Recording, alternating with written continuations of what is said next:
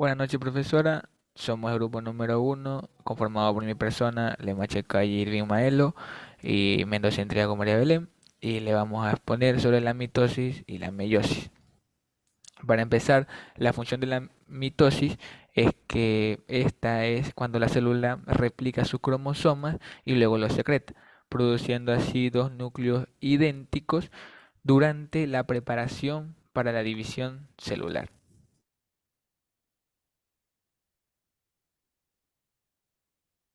Ok, la meiosis. La meiosis es un tipo de división celular en los que los organismos de reproducción sexual que reduce la cantidad de cromosomas en los gametos. De estas se producen cuatro gametos haploides que son genéticamente diferentes el uno con el otro. Ahora debemos saber que hay cinco etapas en la mitosis, las cuales son la interfase, la profase, la metafase, la anafase y la telofase.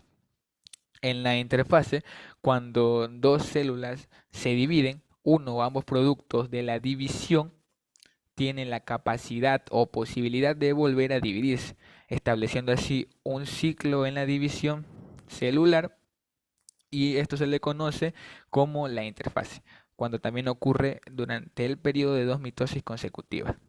Ahora, en la profase tenemos dos tiempos, la temprana y la tardía. En la profase temprana es cuando la célula comienza a destruir estructuras y a crear nuevas, preparando el escenario para la división celular. En esta los cromosomas se condensan un poco y hace que sea mucho más fácil separarlos después.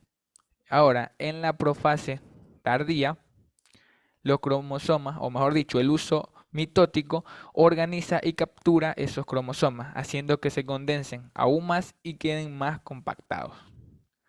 En la metafase, una vez que el uso mitótico haya terminado de capturar y organizar las células, perdón, los cromosomas para la división celular, estos se alinean en la placa metafásica. Esta no es una estructura física, pero es un término que se utiliza para saber dónde se alinean los cromosomas. En la anafase, las cromátidas hermanas se separan y son enviadas a los polos opuestos de la célula. Estas se separan por el pegamento proteico que las unía, ya que éste se degrada y ahora cada uno es un cromosoma. Y cada par de cromosoma es enviado al extremo opuesto de la célula. Y por último, tenemos la telofase, que es cuando la célula ha terminado de dividirse o ha terminado casi de dividirse, lo cual también comienza a restablecer estructuras normales cuando ocurre o mientras ocurre la citocinesis, que es la división del contenido de la célula. Y el uso mitótico comienza a descomponerse a sus componentes más básicos. Ok, la meiosis, por su parte, se divide en dos. La meiosis tiene meiosis uno y meiosis 2. En estas tienen fases o procesos similares a las de la mitosis, con pequeñas diferencias. Por ejemplo, en la meiosis uno sus fases son la profase uno, la metafase uno, la anafase uno y la telofase uno.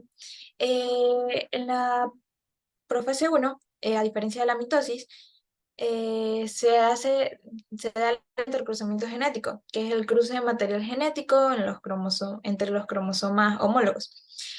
Y también en la anafase uno, a diferencia de la mitosis, que se divide en las cromátidas hermanas, en esta se dividen los cromosomas homólogos.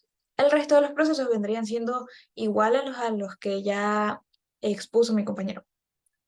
Luego, de la meiosis uno se obtienen dos células que eh, vuelven a pasar por un proceso de meiosis, pero esta vez la meiosis 2, que tiene en sus fases la profase uno, metafase uno, profase 2, anafase 2, metafase 2 y telofase 2. En esta sí serían los procesos iguales a los de la mitosis, porque ahora sí se dividen las cromátidas, lo que hace que como resultado se tengan cuatro células con la mitad del número de cromosomas. En resumen, la meiosis produce células sexuales genéticamente diversas con la mitad de cromosomas, mientras que la mitosis genera células somáticas idénticas con el mismo número de cromosomas. Gracias.